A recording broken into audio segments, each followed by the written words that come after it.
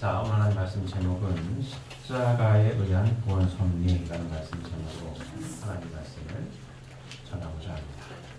오늘 말씀 제목이 뭐라고요? 십자가에 의한 구원 섭리. 십자가에 의한 구원 섭리. 자, 모든 기독교인들은 십자가의 구원으로 십자가에 대해 예수님의 십자가에 대해서로 구원 받는다라고 믿고 있습니다. 맞습니까? 맞죠. 그래서 죄 없는 하나님의 아들 독생자로 오신 예수님께서 십자가가 옛날 죄인들의 그 형틀이에요. 죄 없는 하나님 아들 독생자 예수님께서 오셔서 죄인들이 짊어지고 가는 십자가를 지시고 대신 우리의 죄를 사하여서 넘겨가셨다라고 해서 십자가의 대속으로 우리의 죄를 대신 사하여 주셨다라고 해서 우리가 구원받는다 이렇게 믿고 있습니다. 맞습니까? 네. 맞죠? 맞습니다. 그래서 모든 기독교에는 교회에 뭐가 있어요? 십자가가 있어요. 십자가를 달아놨어요. 십자가. 근데 우리 교회는 십자가가 없습니다. 맞습니다.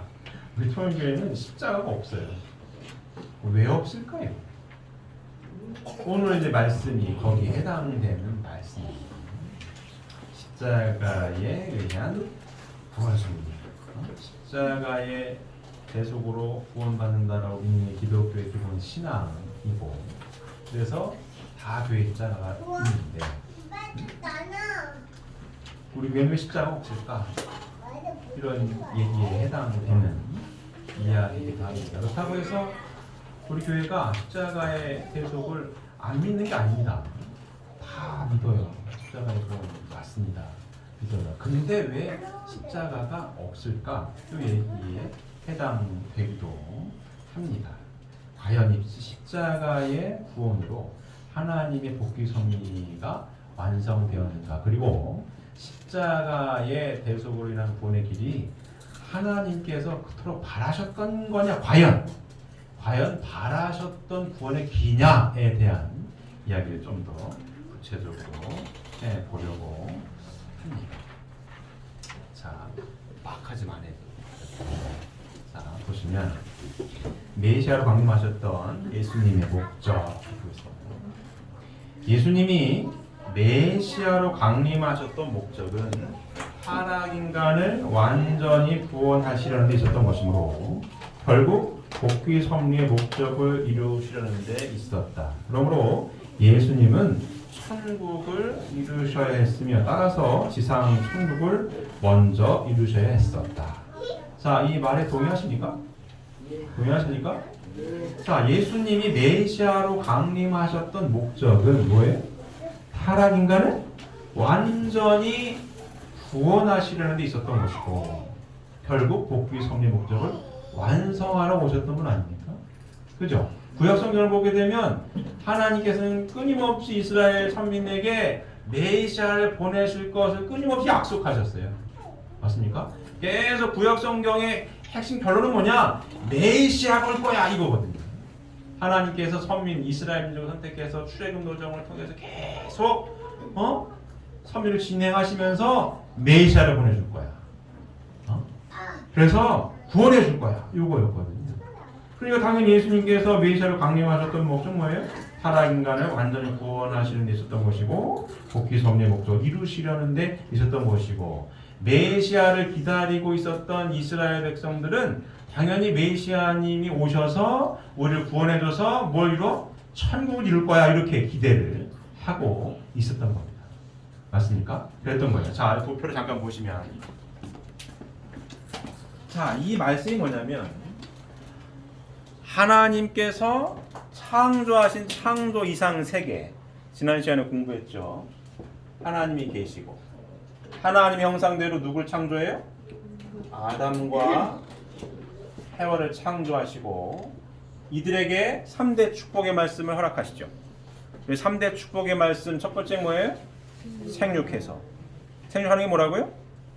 하나님을 온전히 닮아난 아들, 딸이 되는 것. 실제 하나님 되는 것. 하나님의 속성이 뭐라고요? 참 사랑의 하나님. 하나님과 같이 참 사랑을 실천할 수 있는 인격자가 되는 것. 요겁니다. 이게 첫 번째. 두 번째가 뭐예요? 번성하라. 하나님과 같이 사랑할 수 있는 아들, 딸이 됐으면 하나님처럼 뭐예요? 사랑을 해야 돼요. 하나님처럼 남편이 아내를 사랑하고 하나님처럼 아내가 남편을 사랑하고 실제 하나님이 사랑하는 거죠. 번성하라. 그럼 누가 태어나요? 하나님의 혈통을 이은 자녀가 태어나고 그럼 이 하나님의 자녀는 누구의 아들, 딸이에요? 하나님의 아들, 딸이 돼서 하나님이 거하시는 가정을 이루는 거죠. 그러면 세 번째 뭐예요? 만물 세계를 주관하게 되어 있는 거죠. 만물 세계는 하나님의 실체가 없어 볼 수가 없으니 하나님의 실체 아들, 딸을 이 땅에 잘 보여주는 하나님이 되어서 만물 세계를 누구처럼 다스리라고요? 하나님처럼 주관해라. 이게 3대 축복의 말씀입니다. 이게 하나님께서 인간에게 주신 3대 축복의 말씀이에요. 맞습니까? 네. 이게 변함이 있다 없다? 없어요. 하나님께서 인간에게 주신 3대 축복의 말씀 이게 다예요. 처음부터 지금까지 이게 전부입니다. 근데 이와 같은 하나님께서 바라신 3대 축복의 말씀을 이룬 가정을 이뤘으면 확대가 돼서 사회, 국가, 세계가 쭉 되었을 겁니다. 그럼 여기가 어떤 모습이에요? 지상 천국의 모습이죠. 이게 하나님의 뜻이었는데 자, 타락은 뭡니까? 이와 같은 모습을 이루지 못하고 자, 사탄이가 아담과 해와에게 먼저 누구에게 말을 걸어요? 해와에게 말을 걸어서 하나님이 따먹지 말라고 하시더냐? 그래, 따먹으면 죽는다고 그랬어. 근데 사탄이가 얘기를 합니다. 안 죽는다. 거꾸로 네 눈이 밝아질 거야. 하나님처럼 네 눈이 밝아진다고. 그래서 해와는 하나님의 말씀을 알고 있었음에도 불구하고 하나님의 말씀이 내 안에서 빠져나가고 누구 말이 들어왔어요? 사탄의 말이 들어왔어요. 이 핵심 뭡니까? 나라고 하는 욕심. 아, 하나님은 내가 눈이 밝아질 거구나. 그래서 하나님이 내 안에서 밀린 거예요. 그래서 따먹습니다. 그리고 이걸 누구한테 전해요? 아담한테 이렇게 전해요. 내가 따먹었는데 안 죽어. 눈이 밝아진대. 그래? 하고 아담도 따먹어서 결국 누구 말을 듣게 됐어요? 이 사탄이 말을 듣게 돼서 주고받으니까 누가 태어나요? 똑같이 자녀가 태어나는데 누굴 닮았어요? 사탄을 닮았겠지. 요와 같은 악의 혈통을 이은 가정을 이룬 게 타락입니다.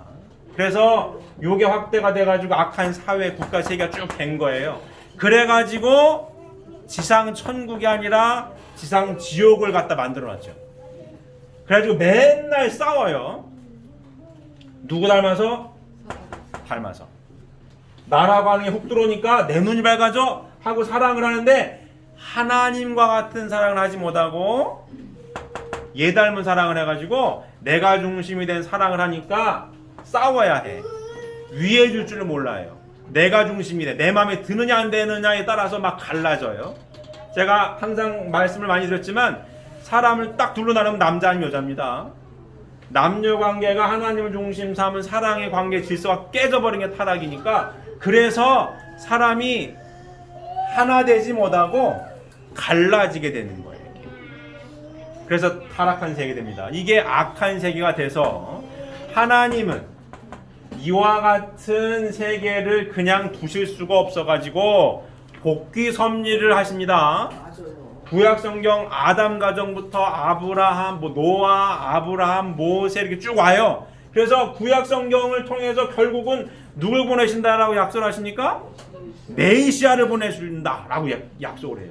이스라엘 백성에게. 요 동네에서 지지고 볶고 힘들게 고통받고 살고 있었던 이스라엘 민족은 메시아님이 오시면 요렇게 고통받고 있는 우리들을 구원해 주셔서 어떤 세계로? 요와 같은 세계로. 싸우지 않고 전쟁도 없고 행복한 요와 같은 지상 지옥에 살았다면 지상 천국의 세계로 구원해 주실 거야. 이렇게 기다렸다. 맞습니까? 이게 기다리고 있었던 거예요. 메시아의 사명은 그래서 뭐예요? 이와 같은 악한 세계를 다 구원해서 이와 같은 창조 본연의 세계 3대 축복의 말씀을 이룬 이와 같은 세계로 구원해 주시고자 오시는 분이 누구예요? 메시아. 그분이 누구예요? 예수님. 그분이 오셨다는 얘기입니다. 근데 이제 쭉 자세하게 설명하겠지만 메시아로 오셨던 예수님께서 과연 이와 같은 지상 지옥의 세계를 철폐하고 이와 같은 세계를 이루셨냐에 대한 얘기입니다. 십자가의 대속으로 과연 이루어졌느냐? 안 이루어졌다면 십자가의 대속은 의미가 없는 거냐? 이와 같은 얘기를 좀 더 구체적으로 이 시간을 통해서 알아보려고 합니다. 이해가 되셨죠? 네. 자, 그러면 예수님 메시아로 강림하셨던 목적은 요렇게 타락 세계 인간을 몽땅 제대로 보내서 요렇게 3대 축복의 말씀을 이룬 지상 천국을 이루시게 오신 분, 이렇게 알고 있었습니다. 다 모든 이스라엘 백성들이. 자, 그러면 창조 목적을 완성한 인간으로 복귀되어 완전하게 된 사람은 어떠한 사람일 것이냐? 쉬운 말로 3대 축복의 말씀을 이룬 요렇게 살아가는 사람은 어떤 사람일 것이냐, 이 얘기를 하는 겁니다. 첫 번째, 이러한 인간은 하나님과 일체가 되어 그의 심정을 채울함으로써 신성을 갖게 되어 하나님과 불가분의 생활을 하게 되는 것이다. 이렇게 설명했습니다. 생육했다는 얘기죠. 하나님 이렇게 하나님과 사정과 심정이 통하는 요와 같은 이런 사람이 되었다는 얘기입니다. 두 번째, 원죄가 없으므로 다시 속죄할 필요가 없고 따라서 구주가 필요 없게 되어 기도나 신앙생활도 필요 없게 됩니다. 이렇게 아담과 하와가 타락하기 전에는 기도라는 게 없었습니다. 안식일도 없었겠죠. 하나님과 아담과 하와가 일문일답했어요. 아담은 어디 있느냐? 예, 저 여기 있습니다. 이렇게 아버지하고 자식하고 얘기하다 이렇게 대화를 했지 기도한 적이 없습니다. 기도를 하지 않았습니다. 자, 다음 보면 세 번째, 원죄 없는 선의 자손을 번식하게 되어 그 자손들에게도 속죄를 위한 구주가 필요 없게 되는 거다. 하나님의 선의 혈통을 이었으면 하나님의 선의 혈통을 이은 아들, 딸들은 누구의 아들, 딸들이에요? 하나님의 아들, 딸들이니까 속죄할 필요가 없다. 이런 얘기를 하고 있는 겁니다. 그러면 십자가의 대속으로 인하여 모든 성도들이 창조 본성을 복귀함으로써 지상 천국을 이루게 되었는가? 과연 이러한 세계를 이루게 되었는가? 이 얘기를 하는 겁니다. 인류 역사 이래 아무리 잘 믿는 성도라 할지라도 하나님과 일체 불가분의 생활을 한 사람은 하나도 없다. 속죄가 필요 없고 기도나 신앙생활을 하지 않아도 되는 성도는 하나도 없다. 이렇게 설명했습니다. 자, 오늘 나눠드린 요거 페이퍼 하나 보실까요? 자, 로마서 7장 18절부터 25절에 있는 내용 다시 한번 훈독하시겠습니다. 내 속 곧 내 육신에 선한 것이 거하지 아니하는 줄을 아노니 원함은 내게 있으나 선을 행하는 것은 없노라. 내가 원하는 바 선은 행하지 아니하고 도리어 원하지 아니하는 바 악을 행하는도다. 만일 내가 원하지 아니하는 것을 하면 이를 행하는 자는 내가 아니요 내 속에 거하는 죄니라. 그러므로 내가 한 법을 깨달았노니 곧 선을 행하기 원하는 나에게 악이 함께 있는 것이로다. 내 속 사람으로는 하나님의 법을 즐거워하되 내 지체 속에서 한 다른 법이 내 마음의 법과 싸워 내 지체 속에 있는 죄의 법으로 나를 사로잡는 것을 보는도다. 오라, 나는 곤고한 사람이로다. 이 사람의 말에서 누가 나를 건져내랴. 우리 주 예수 그리스도로 말미암아 하나님께 감사하리로다. 그런즉 내 마음으로는 하나님의 법을, 육신으로는 죄의 법을 섬기노라. 자, 이게 로마서 7장 18절부터 25절까지 있는 말씀이 사도 바울의 고백입니다. 사도 바울이라고 많이 들어보셨죠? 기독교 선교의 시초가 된 분입니다. 사도 바울. 사도 바울 서신, 신약 성도는 사도 바울 서신이 대부분을 차지해요. 사도 바울이 선교 다니면서 쓴 편지입니다. 그 편지가 신약성경의 어떤 부분을 차지하냐면 신약성경의 갈라디아서, 데살로니가 전서, 후서, 고린도 전서, 고린도 후서, 로마서, 골로새서, 빌레몬서, 에베소서, 빌립보서, 디모데전서, 디도서, 디모데후서 다 이게 누가 쓴 거예요? 사도 바울이 쓴 거예요. 신약 성경의 많은 부분을 사도 바울이 썼습니다. 그만큼 신앙이 굉장히 뭐라고 할까요? 출중하다? 예수님과 하나 돼 있다? 예수님의 십자가의 대속을 누구보다도 철저하게 믿고 하나님을 철저하게 믿었던 분, 그분이 사도 바울입니다. 그 사도 바울의 고백이에요. 뭐라고 고백합니까? 내 속사람으로는 하나님의 법을 즐거워하는데 내 지체에서 그 또 다른 법이 있어가지고 나를 악의 구렁텅이로 끌고 가는 걸 내가 알아. 그래서 뭐라고 해? 나는 곤고한 사람이구나. 내가 열심히 하나님 뜻대로 살려고 해도 내 속에 또 다른 법이 나를 악의 법으로 끌고 가는 걸 보는 거고 나는 곤고한 사람이야. 뭐예요? 괴롭다는 얘기죠. 그 얘기 뭡니까? 지금 훈도가 요 설명한 내용대로 십자가의 대속을 인하여 모든 성도들이 창조 본성을 복귀함으로써 지상 천국을 이루게 되었는가? 이 사도 바울의 고백을 봤을 때 그런 사람이 없다는 거예요. 사도 바울처럼 위대한 선교사도, 위대한 신앙인도 이런 고백을 하는데 하물며 일반적인 사람들이 어쩔 거냐고요. 사도 바울의 고백을 이렇게 보고 있습니다. 아무리 잘 믿는 부모라 할지라도 자식에게 여전히 원죄를 유전하고 있는 거고, 그것은 십자가에 의한 속죄가 원죄를 완전히 청산하지 못하였으며 따라서 창조 본성을 완전히 복귀하지 못하였다는 사실을 말해주고 있다라고 설명하고 있습니다. 동의하십니까? 동의하십니까? 자, 그러면 십자가의 희생은 무의로 들어간 거냐? 그럼 십자가의 희생은 아무 의미가 없는 거냐? 그 얘기를 하는 겁니다. 그게 아니죠. 십자가의 희생이 없었으면 오늘의 기독교의 역사는 있을 수가 없죠. 있을 수가 없습니다. 예수님이 십자가에 못 박혀 돌아가신 후 3일 만에 부활하셔가지고 흩어졌던 12제자를 모아가지고 다시 기독교가 시작이 된 겁니다. 아, 예수님이 죽은 자 가운데 살아나셨구나 확인했고, 아, 십자가로 우리의 모든 죄를 대신 지고 가셨구나, 감사합니다 하면서 기독교가 시작이 된 거예요.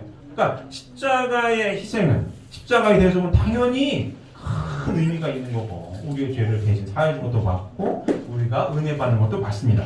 우리의 신앙생활을 참으로 봐도 십자가의 대속의 은사가 얼마나 큰 것인지는 누구나 다 인정하는 겁니다. 모두 기독교는 십자가의 대속으로 인한 은혜 가운데에 신앙길을 가는 거 아니겠습니까? 맞죠? 그걸 가고 있습니다. 그렇다면 십자가로 인한 속죄의 한계는 어느 정도인가 하는 문제를 해결하기 위해 먼저 예수 그리스도의 십자가의 죽음에 대한 문제를 먼저 밝혀야 된다는 거죠. 자, 예수님이 메시아가 이렇게 완전한 구원을 한 것 같지는 않은데 사도 바울의 고백을 보아서도 이렇게 속죄가 필요 없는 세계로 구원해 주신 건 아닌 것 같은데, 그렇다고 해도 예수님 십자가의 보혈로 내가 구원받는다는 걸 부인할 수도 없고, 그러면 예수님의 십자가의 죽음이 과연 어떠한 의미를 갖고 있는 것인가, 그 구원의 한계가 있다는 어디까지인가에 대한 얘기를 알아보도록 하겠습니다. 예수님의 십자가의 죽음을 보게 되면, 자, 먼저 사도들의 언행을 봐서 성경상에는 사도들이 십자가의 죽음에 대한 언행을 어떻게 했는지에 대해서 알아보도록 하겠습니다. 성경상에 나타난 사도들의 언행을 중심 삼고 예수님의 십자가의 죽음이 당연하였는가 한번 알아보도록 하겠습니다. 사도들은 공통적으로 예수님의 죽음을 억울하게 여김으로써 분개하고 서러워했습니다. 그리고 예수님을 십자가에 내준 유대인들의 무지와 불신을 통분히 여겼으며 그들의 행위를 폐역무도한 것을 여겨 저주하였습니다. 이것으로 보아 예수님은 온당치 않은 죽음의 길을 가셨다는 것을 진정할 수 있습니다. 자, 우리 테이프 다시 한번 볼까요? 자, 사도행전 7장 51절부터 53절에 있는 말씀 훈독하겠습니다. 훈독하시겠습니다. 목이 곧고 마음과 귀에 할례를 받지 못한 사람들아, 너희도 너희 조상과 같이 항상 성령을 거스르는도다. 너희 조상들이 선지자들 중에 누구를 박해하지 아니하느냐. 의인이 오시리라 예고한 자들을 그들이 죽였고 이제 너희는 그 의인을 잡아둔 자요 살인한 자가 되나니 너희는 천사가 전한 율법을 받고도 지키지 아니하도다 하니라. 무슨 내용이에요? 무슨 내용이에요? 너희는 천사가 전한 율법을 받고도 지키지 아니하였도다 하니라. 의인은 어떻게 해요? 살인했다는 얘기입니다. 유대인들의 이 뭐랄까 무지와 불신을 통분히 여기던 사도들의 언행을 보고 있습니다. 자, 하나님의 섭리로 먼저 또 알아보도록 하겠습니다. 하나님은 아브라함의 후손에서 이스라엘 선민을 부르시어 보호 육성하시고 때로는 고난과 시련으로서 어떻게 해요? 인도하셨습니다.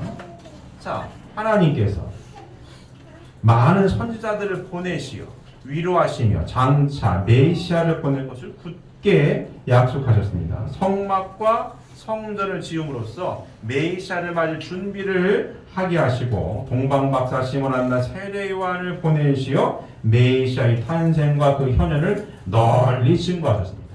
그죠? 이스라엘 선민을 선택하셔서 선지자들을 보내고 쭉 세례 요한까지 누굴 증거하게 합니까? 메시아 예수님을 증거하게 하셨습니다. 왜 이렇게 증거하게 하시죠? 예수님이 오셨을 때 예수님을 어떻게 하라고? 믿으라고. 왜 이렇게 하십니까? 하나님께서 예수님이 메시아로 오셨을 때 어떻게 하라? 예수님을 메시아로 믿으라는 얘기예요. 십자가에 못 박아라? 그게 아니죠. 하나님의 섭리를 쭉 봤을 때 어떻게? 메시아의 탄생과 그의 현현을 널리 증거한 이유와 목적은 예수님을 메시아로 믿으라는 얘기입니다. 하나님이 위대한 세례관까지 보내시어 예수님을 메시아로 증거하게 하셨던 것은 유대인으로 하여금 예수님을 믿게 하기 위함이었던 것입니다. 따라서 하나님의 뜻대로 살아야 할 이스라엘은 그를 메시아로 믿어야만 했습니다. 믿어야만 했어요. 근데 자, 믿었나 안 믿었나 볼까요? 이스라엘이 예수님을 십자가의 죽음길에 내준 것은 그들이 하나님의 뜻을 반하여 예수님을 메시아로 믿지 못했기 때문이다. 따라서 예수님께서 십자가의 죽음길을 가시기 위하여 오신 것이 아니었다라는 것을 깨달아야 합니다.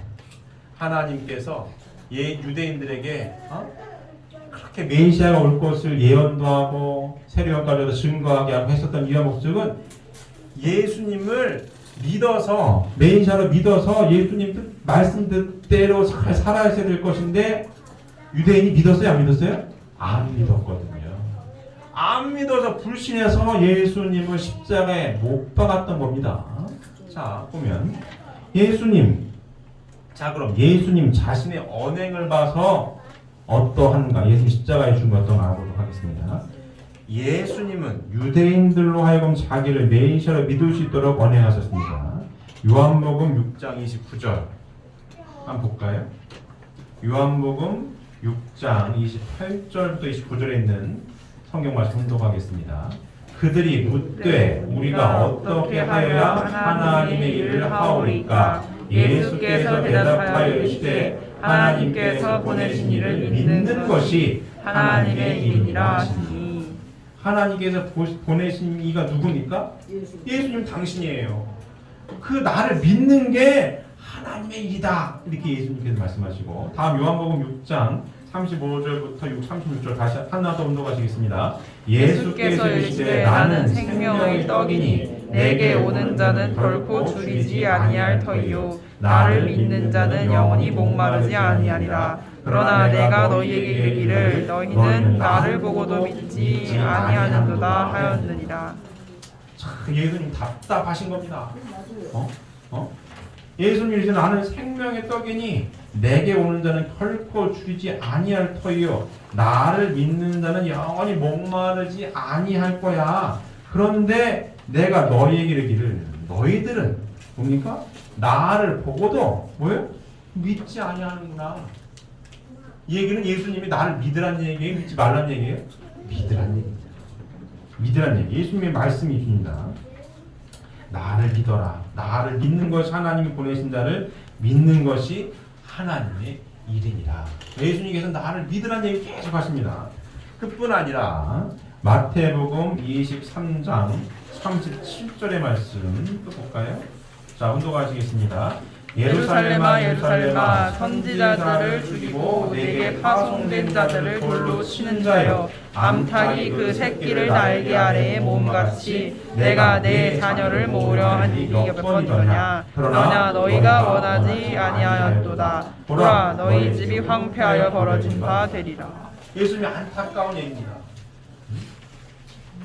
예루살렘아 예루살렘아 선지자를 죽이고 내게 파송된 자들을 돌로 치는 자여.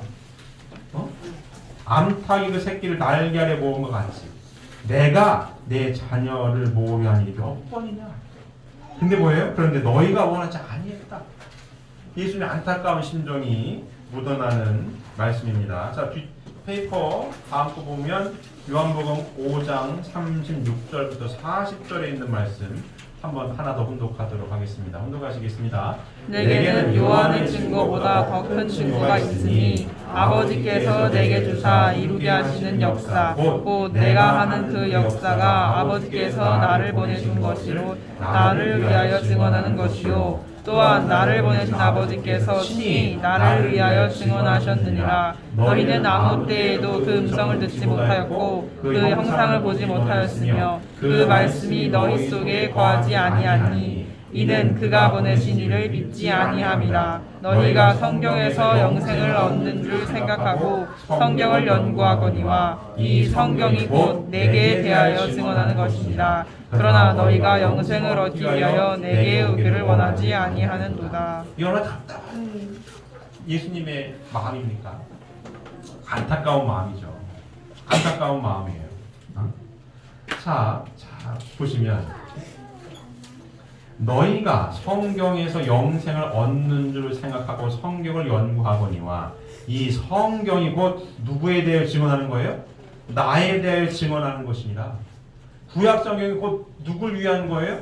메시아 나를 위한 거야. 나를 증언하는 거야. 그 얘기입니다. 그러나 너희가 영생을 얻기 위하여 내게 오기를 원하지 않는다. 이 말씀에 얽매여서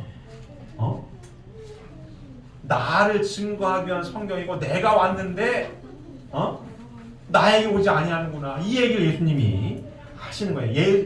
예수님은 이러한 유대인들의 어리석음을 한탄하신 내용입니다. 자, 요한복음 5장 43절부터 47절까지 정독하시겠습니다. 나는 내 아버지의 이름으로 왔음에 너희가 영접하지 아니하나 만일 다른 사람이 자기 이름으로 오면 영접하리라. 너희가 서로 영광을 취하고 유일하신 하나님께로부터 오는 영광은 구하지 아니하니 어찌 나를 믿을 수 있느냐. 내가 너희를 아버지께 고발할까 생각하지 말라. 너희를 고발하는 이가 있으니 곧 너희가 바란 자 모세시라. 모세를 믿었더라면 또 나를 믿었으니 이는 그가 내게 대하여 기록하였습니다. 그러나 그의 글도 믿지 아니하거든 어찌 내 말을 믿겠느냐 하시니라.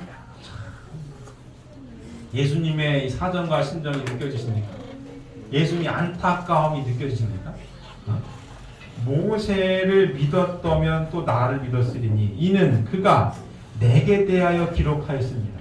모세는 구약시대 선지자 아닙니까? 근데 이스라엘 백성들은 모세 말은 열심히 믿어요. 근데 모세를 믿었더라면 또 나를 믿었으리니 이는 모세가 내게 대하여 기록하였음이니라. 그러나 그의 글도 믿지 아니하면 어찌 내 말을 믿겠느냐 하십니다. 예수님의 안타까운 심정을 이야기하고 있습니다. 나는 내 아버지의 이름으로 왔음에 누구 이름으로 왔어요? 하나님 아버지의 이름으로 왔음에 너희가 영접하지 않아. 하나님의 아들 하나님의 아버지로 왔는데 너희도 영접하지 아니하나. 만일 다른 사람이 자기 이름으로 오면 영접하리라. 이게 무슨 얘기입니까? 만일 엉뚱한 사람이 하나님의 이름으로 오는 게 아니라 자기 이름으로 오면 영접하리라. 이게 무슨 얘기예요? 엉뚱한 게 빠져있다는 얘기입니다. 하나님의 참뜻은 잃어버리고 나는 하나님 아버지 이름으로 왔는데 너희들이 영접하지 아니하고 있고 만일에 다른 엉뚱한 사람이 하나님 이름이 아니라 자기 이름으로 오면 니들은 영접할 거야. 이 얘기입니다. 하나님의 진정한 섭리를 못 알아듣고 어떻게 보게 되면 화려한 뭐 눈에 보이는 거 이런 거 그런 걸로 오면 니들은 영접할 거야. 너희가 잘 보세요. 서로 영광을 취하고 유일하신 하나님께로부터는 영광을 구하지 아니하니. 이게 뭡니까? 말씀을 잃어버렸다는 얘기죠. 너희가 서로 영광을 취하고 하나님께 영광을 돌려야 되는데 니들끼리 영광을 취하고 유일하신 하나님께로부터 오는 영광을 구하지 아니하니. 유일하신 하나님으로부터 오는 영광은 구하지 아니하고 있다는 얘기입니다. 응? 어찌 나를 믿을 수 있겠느냐. 그러니 니들이 나를 못 믿지. 그 얘기입니다. 귀한 말씀입니다. 너희가 서로 영광을 취하고 유일하신 하나님께로부터 오는 영광은 구하지 아니하니 어찌 나를 믿을 수 있겠느냐. 뭐예요? 하나님의 품을 떠났으니 하나님의 말씀을 못 알아듣고 있으니 니들끼리 좋아가지고 니들끼리 영광을 찾고 있으니 니들이 영광을 받으려고 하고 있으니 어찌하여 그러니 나를 믿겠느냐. 그 얘기입니다. 예수님이 참 가슴 아픈 말씀이죠. 그래서 참 예수님께서는 이 이스라엘 민족의 불신을 많이 한탄하셨습니다. 예수님은 유대인들의 불신을 돌이키기 위하여 또 많은 이적과 기사를 보여주셨어요. 자, 마태복음 12장 22절부터 24절에 있는 말씀 순독하겠습니다. 그때에 귀신 들려 눈 멀고 말 못하는 사람을 데리고 왔거늘 예수께서 고쳐주심에 그 말 못하는 사람이 말하며 보게 된지라. 우리가 다 놀라 이르되 이는 다윗의 자손이 아니냐 하니 바리새인들은 듣고 이르되 이가 귀신의 왕 바알세불을 힘입지 않고는 귀신을 쫓아내지 못하느니라 하거늘. 이유만 안타까운 얘기입니까?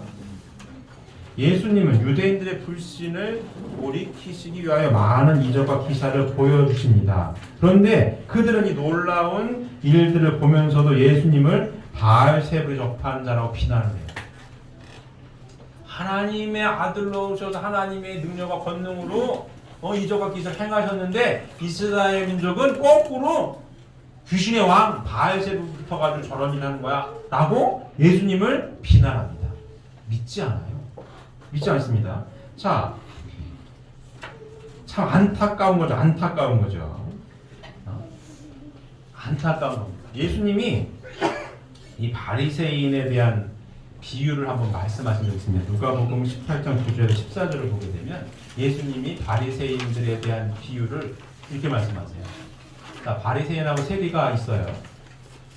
바리새인은 성경 안에 들어가가지고 기도를 하는데 바리새인들은 그 당시에 기득권층입니다. 제사장 교법자들은 기득권층이에요. 그래 바리새인들에 대한 얘기를 예수님 비유로 얘기합니다. 누가복음 18장 9절부터 14절을 보게 되면 이 내용이 뭐냐면 성전 안에서 바리새인들이 기도를 하는데 기도의 내용이 뭐냐면 나는 저들과 다릅니다. 이런 기도예요. 밖에서 기도하고 있는 세리 이런 어부 청년들과 다르지 아니합니다. 나는 일주일에 금식도 한 2번 정도 하고 11도 생활도 열심히 하고 나는 저들과 다른 거에 감사합니다. 이렇게 이러고 있어요. 근데 그렇게 기도하고 있는 바리새인과 성전 밖에서 기도하고 있는 세리가 뭐라고 기도하냐면 죄송합니다. 불쌍한 죄인을 굽어서 해주시옵소서. 이렇게 기도를 해요. 그때 예수님 뭐라고 하시면 누가 더 나은 자냐 얘기합니다. 이 세리 훨씬 나은 자야. 바리새인은 뭐에 빠졌는데 나에 빠져 있는 거야. 나는 막 목에 기부지만큼 했어. 나는 금식도 잘해. 나는 뭐 열심히 11조도 잘해. 나는 저런 천한 것들하고 달러. 아이고 나 이렇게 다르게 이렇게 뽑아줘가지고 감사 이런 내용이거든요. 근데 뒤에 있는 성전에 들어가지 못한 세리들은 밖에서 죄송합니다. 회개 기도를 합니다. 누가 더 나왔나요? 저가 더 나왔어요. 예수님 뭐라고 합니까? 예수님 오셔가지고 하나님 차별하는 하나님이 아니다. 구약시대까지 하나님은 무서운 분이에요. 말하면 죽여버리는 이런 절대 권력을 가진 하나님 표현했는데 예수님이 오셔서 하나님을 어떤 분으로 설명하시면 하나님은 우리 모두의 아버지다. 공평하신 하나님, 소외된 자의 하나님. 바리새인도 하나님의 아들이지만 그 세리도 하나님의 아들이고 어부와 세리 청년들 다 하나님의 아들들이야. 공평해. 그게 그 당시에 기득권층 듣기가 싫었던 거야. 맞아요. 왜 내가 저것들이랑 같아야 돼? 어? 내가 더 나은 사람이지. 내가 왜 저것들이랑 같아야 되는 거야? 그런 얘기를 하는 예수님이 싫었던 거예요. 내 기득권을 뺏으려고 하네? 그런 거거든요. 그래서 예수님이 이적과 기사를 행해도 있음에도 불구하고 하나님의 능력과 권능을 하는 게 아니고 저거 바알세불 접해가지고 저러고 있는 거지. 저거 틀린 거야 저거 이러고 싶던 거거든요. 예수님이 얼마나 답답하십니까?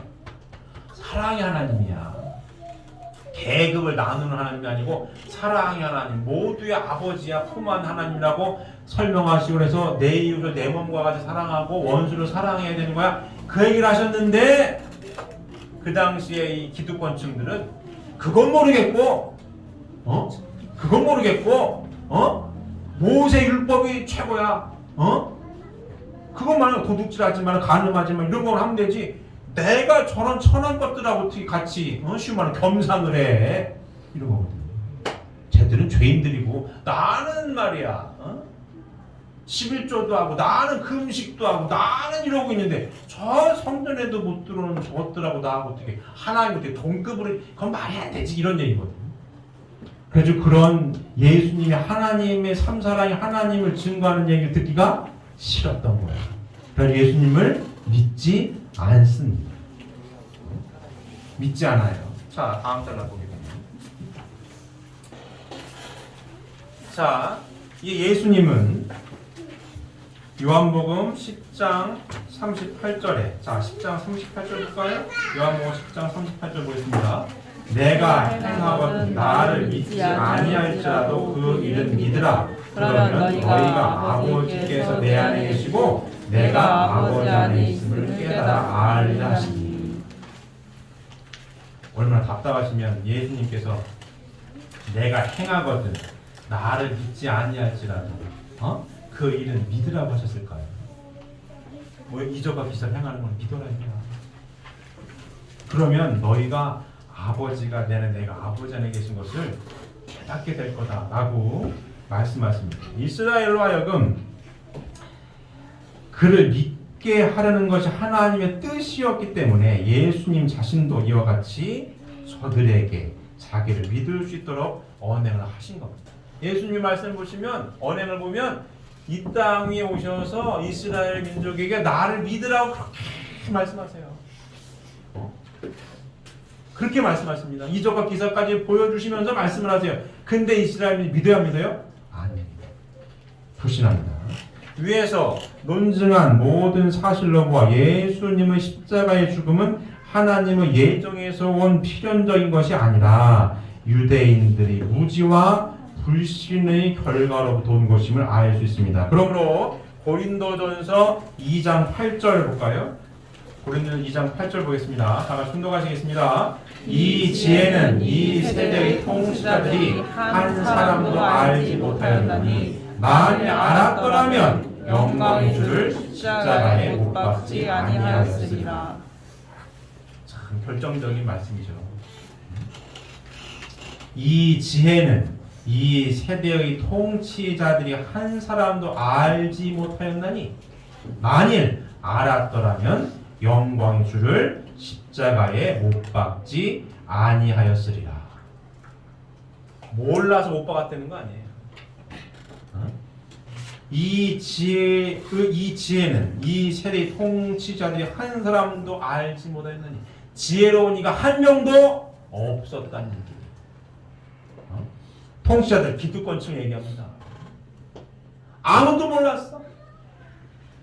자기 아집에 빠져서 내가 이거에 빠져서 하나님의 말씀 잃어버리고 아까 혼독한 내용들 있죠. 자기들끼리 영광을 찾아. 그러니 뭐예요? 이 지혜는 이 세대의 통치자들이 한 사람도 알지 못하였느니 만일 알았더라면 영광의 주를 십자가에 못 박지 아니하였으리라. 몰라서 영광의 주를 십자가에 못 박았다는 얘기입니다. 가슴 아픈 일이죠. 가슴 아픈 일이죠. 예수님께서 이와 같은 세계를 이루시러 오셨는데 이렇게 고통받고 있는 타락 인류를 이와 같은 세계로 맨날 갈라져 싸우고 지지고 볶고 있는 사람들을 하나님의 말씀을 잘 전해서 예수님의 말씀대로 그대로 구원받아서 이렇게 하나님과 사정과 심정이 통하는 아들딸이 돼서 하나님처럼 사랑을 나누고 하나님의 선언을 통해 아들딸들 낳아서 싸우지 않고 행복하게 사는 이와 같은 세계를 이루시기 위해 예수님 오셨는데 이 말씀을 전하게 오셨는데 왜? 여기 있었던 사람들은 예수님을 믿었어요? 안 믿었어요? 안 믿었어요. 안 믿었어요. 지혜로운 자가 아무도 없었어. 그래서 뭐예요? 영광의 주를 십자가에 못을 박아버렸어요. 가슴 아픈 일이죠. 참 가슴 아픈 일입니다. 자, 예수님이 돌아가신 후 이스라엘 선민이 쇠망한 것을 보아도 예수님은 유대인들의 불신으로 말미암아 십자가에 돌아가셨다는 것을 알 수 있습니다. 하나님이 아브라함으로부터 이스라엘 선민을 불러 2000년간이나 고난 가운데서 이끌어 나오신 것은 예수님을 메시아로 보내시어 영원한 왕국을 이룩하시기 위함이었습니다. 그러나 예수님이 십자가에 돌아가신 후 유대인들은 선민의 자격을 잃어버리고 지리멸렬하여 오늘날까지 이르기까지 민족적인 학대를 받아 나왔습니다. 자, 성경 보실까요? 다음 달에 보게 되면 누가복음 19장 44절 있습니다. 자, 훈독하시겠습니다. 또 너와 및 그 가운데 있는 네 자식들을 땅에 메어 치며 돌 하나도 돌 위에 남기지 아니하리니 이는 내가 보살핌 받는 날을 알지 못함을 이남이라 하십니다. 돌 위에 돌 하나도 남기지 아니한다라고 하지 않습니까? 예수님을 십자가에 못 박혀 돌아가시게 한 이스라엘 민족은 그 후에 지리멸렬합니다. 온갖 고난을 다 당합니다. 이것은 메시아를 살해함으로써 구원 섭리의 목적을 이루지 못하게 하였던 그 범죄에 대한 벌이었고 예수님 이후 수많은 성도들이 당하여 십자가의 고난도 예수님을 살해한 영적인 범죄에 대한 형벌이었습니다.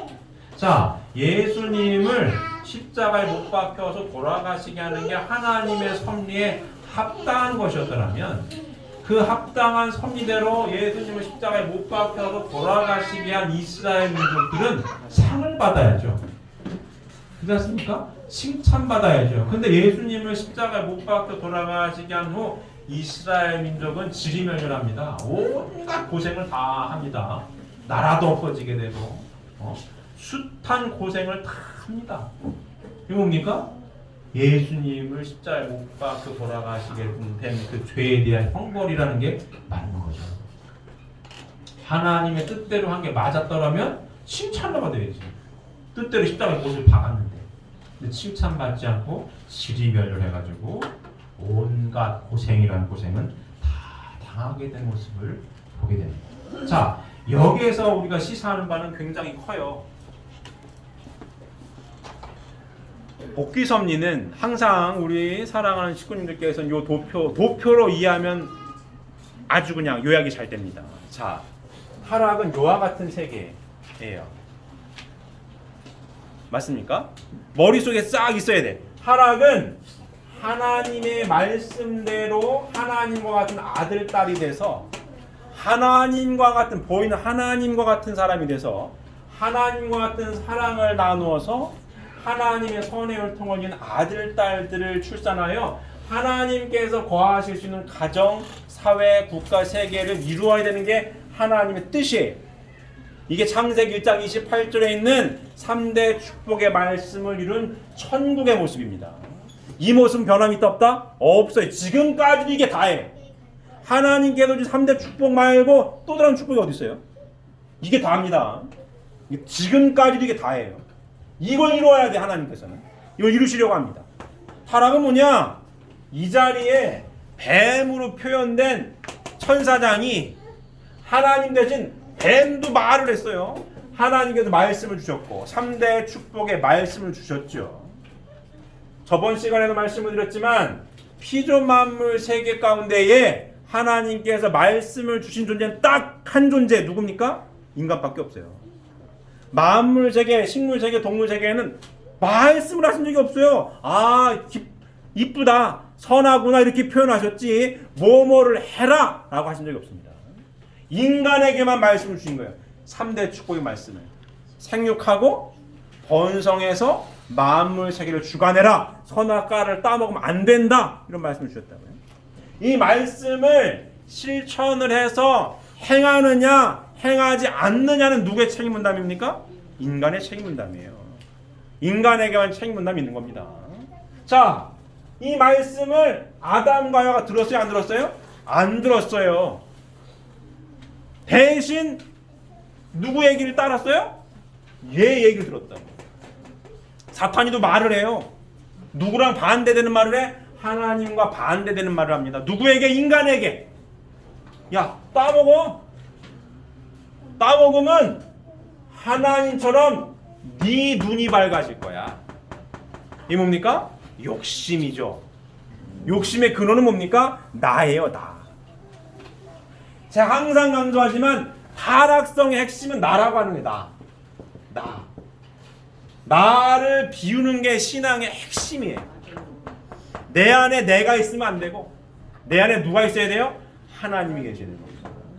내 안에 하나님이 계시기 위해 하나님 말씀을 공부하고 하나님 말씀대로 살려고 노력하는 겁니다. 이게 신앙의 전부입니다. 사탄의 시험은 뭐냐? 나라고 하는 걸 가지고 와요. 나라고 하는 걸 가지고 내 욕심, 내 생각 이걸 가지고 오는 겁니다. 내가 들어오는 순간 뭐 해야 돼요? 갈라져야 돼요. 하나님이 내 안에 들어오는 순간 하나 되게 하고 하나님처럼 살아가는 거니까 나라고 하는 게 들어오는 순간 갈라지게 하나님의 섭리와 사탄의 섭리의 구분점은 명확한 거예요. 뭐다? 하나님의 섭리는 하나 되게 하고 뭘 비웠을 때? 나를 비웠을 때.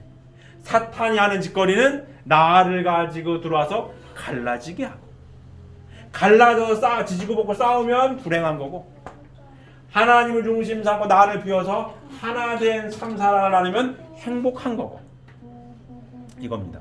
이해가 되십니까? 자, 이스라엘 민족을 하나님께서 그토록 훈련을 하세요. 대표적으로 모세 출애굽 노정 있죠. 출애굽 기간 동안 뭐 했어요? 훈련한 겁니다. 이스라엘 민족은 훈련한 거예요. 무슨 훈련? 나를 비우는 훈련.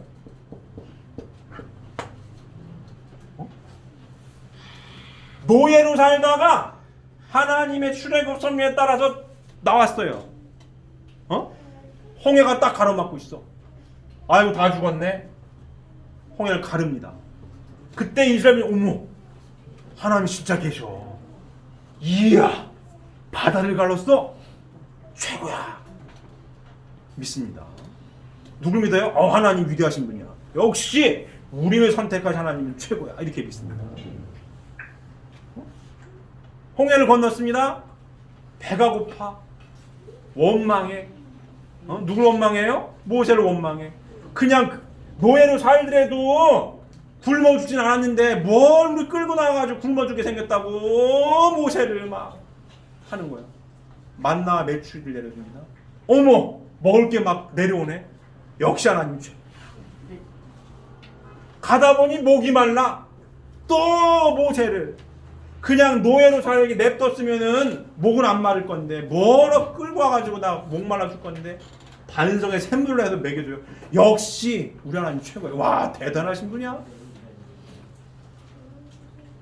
그 훈련을 왜 해요? 나라고 하는 걸 비우는 훈련하는 거죠.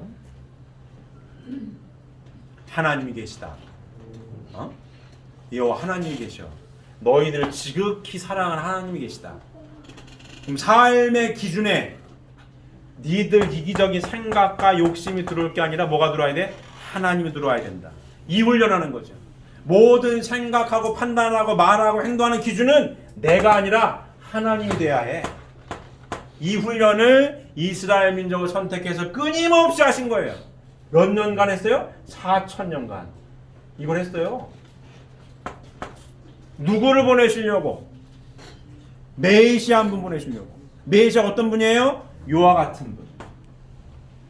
제2의 아담. 하나님과 일문일답하는 생육하신 분. 아까 요한복음 10장 48절인 거 봐죠? 내 안에 아버지가 계시고 아버지가 내 안에 있는 것을 알게 될 거야. 하나님 뭐예요? 나를 봤으면 하나님을 본 거지. 아버지가 내 안에 있는 걸 모르겠느냐? 요와 같은 분. 이분 하나를 보내시기 위해 4,000년간 훈련을 한 민족이 이스라엘 민족입니다. 근데 막상 오셨어요. 어떤 분이? 메시아. 하나님의 실제 성전을 가지고 오셨다고요. 하나님이 내 안에 계시니 누구에 대해 제일 잘하시는 분이에요? 하나님에 대해서. 하나님을 설명하시는 거예요. 하나님은 아버지 같은 분이야. 공평하신 분이라고 계급을 나누는 분이 아니야. 바리새인 니들처럼 목에 이러고 다니는 게 아니고 저 뒤에 있는 세리 어부 창녀들도 하나님의 자녀야. 근데 나라고 하는 거에 가득 차 있었던 이스라엘 기득권층들은 그게 싫은 거예요. 어느 날 쌍꺼 타고 나랑 같은 레벨에 두고 뭔 얘기를 하는 거예요 이게 지금. 어서 겸상을 하려고 그래 이렇게 되는 거거든요. 근데 예수님이 누구예요? 메시아.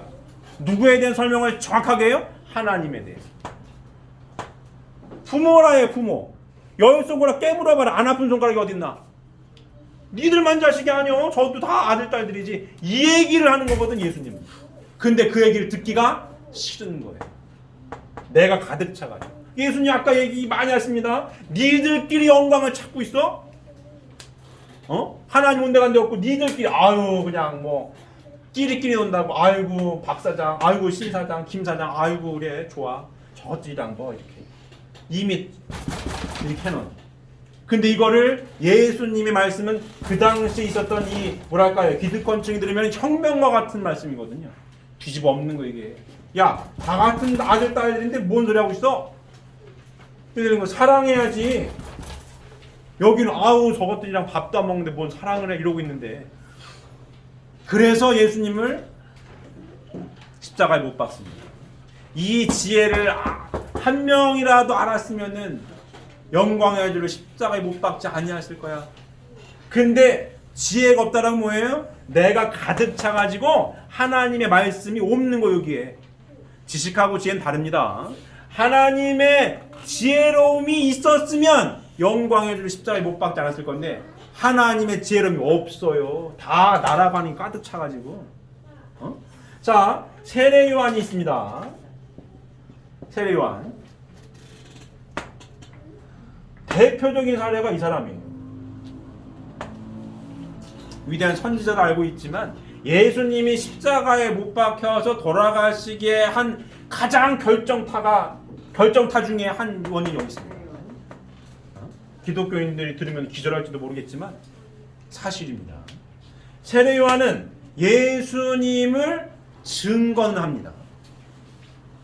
아, 저분이 메시아입니다 라고 증거해요. 나는 저분의 신들매 신발 들고 다니는 것도 못할 사람이에요. 예수님이 메시아 맞습니다. 영광의 주님 맞습니다. 요단강가에 비둘기가 임하는 걸 보고 증거했습니다. 영안의 눈이 떠 있을 때 세례 요한은 증거해요. 메시아님이 맞습니다. 증거는 했는데 뭘 못해요? 모시질 못하지. 아니 4,000년 동안 하나님이 약속하신 메시아님이 구세주가 오셨으면 그거를 자기가 영안의 눈을 떠서 확인을 했으면 극진히 모셔야 될 거 아니에요. 극진히 모셔야지. 근데 이 양반이 모셔요? 안 모십니다. 왜 세례 요한이에요? 세례주로 댕겼거든. 예수님하고 따로따로 세례로 댕겼습니다. 왜 못 모십니까? 똑같이 나라고 하는 거. 인간적인 생각. 영안의 눈이 떴을 때는 어머 메시아님이 맞네.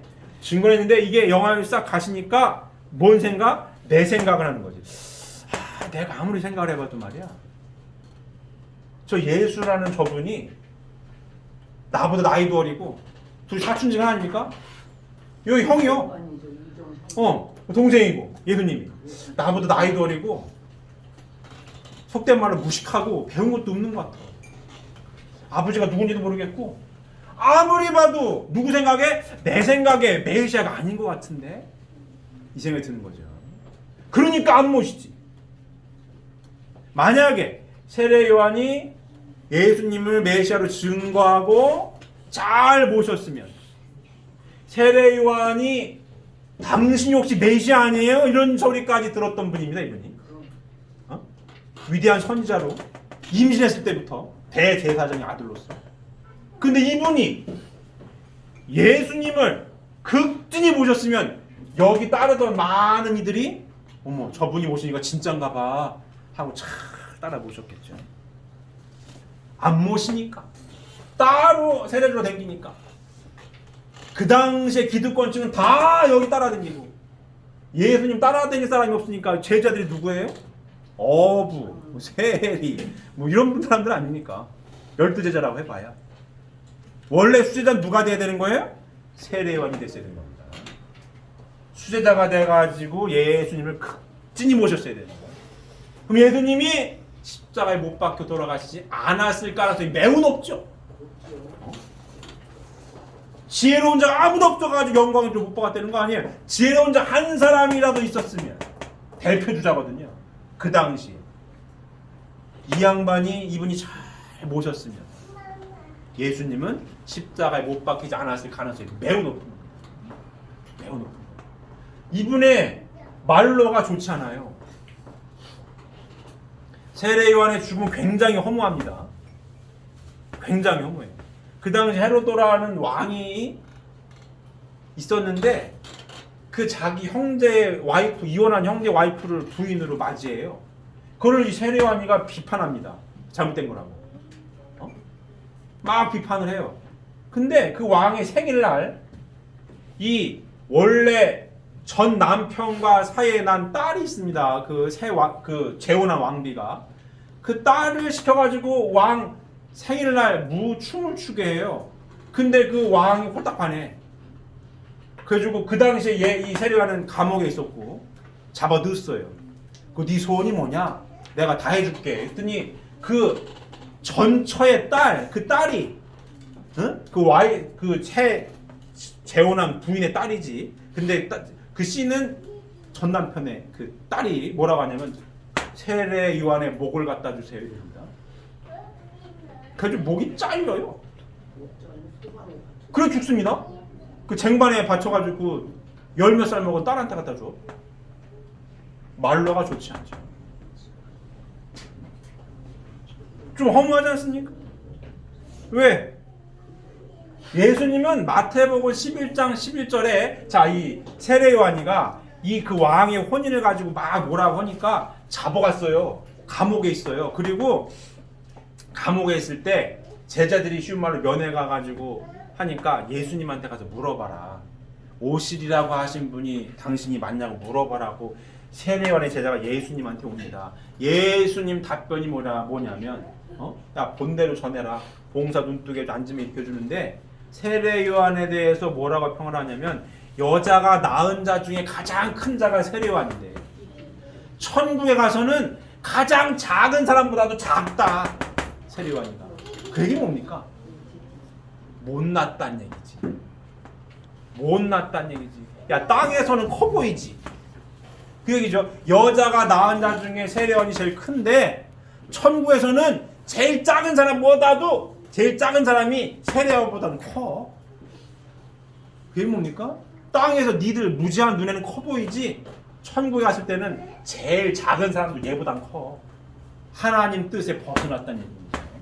예수님이 세례 요한에 대한 평이에요. 감옥에 갇혀 들어가 보니까 뭐가 후회됐나 보지? 내가 증거는 했는데 무엇이 못해가지고 깜빵이 왔나? 이 생각을 했는지 제자들 가서 물어보라고 예수님한테. 예수님 답변입니다. 마태복음 11장 11절에 본대로 전해라. 이적하기를 내가 행하고 있는데 세례 요한이는 여자가 낳은 자 중에 제일 클지는 모르겠으나 천국의 제일 작은 사람보다 더 작은 사람이야. 세례요한이는 못난 놈이거지. 예라이 못난 놈 이겁니다. 쉬운 말로 얘기하면 땅에서는 그럴듯해 보이지 천국에 가봐라. 제일 작은 사람들 얘보다 커. 하나님 뜻에 벗어났다는 거죠. 세례요한이 왜 못 모십니까? 이것 때문에 못 모시는 거예요. 나라고 하는 것 때문에. 영안의 눈이 떴을 때는 우와 증거나지만 내 눈 인간적인 생각으로 보니까 아닌 것 같거든. 나이도 어려 무식해. 아비가 누군지도 모르겠어. 아무리 봐도 내가 더 잘난 것 같거든. 내가 모실 수가 없어. 내가 이만큼 명성을 쌓고 있는데 모시려면 뭘 해야 돼요? 숙이고 들어가야 될 거 아니에요. 이렇게 선생님을 숙여야 될 거 아니에요. 근데 보니까 나보다 동생이지 배운 것도 없는 것 같지.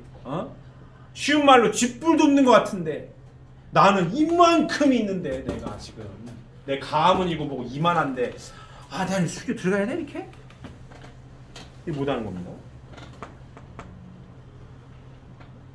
출애굽 노정이 뭐라고요?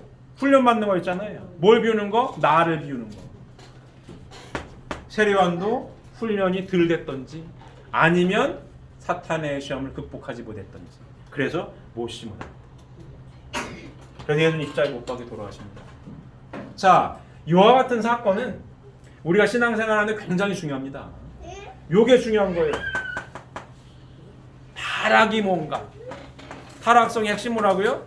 나라고 하는 거. 나라고 하는 거에 빠지면 내가 하나님의 성전이 되지 못하면 하나님의 지혜를 받지 못하면 이런 큰 우울을 범합니다. 큰 사고를 쳐요. 큰 사고를 쳐요.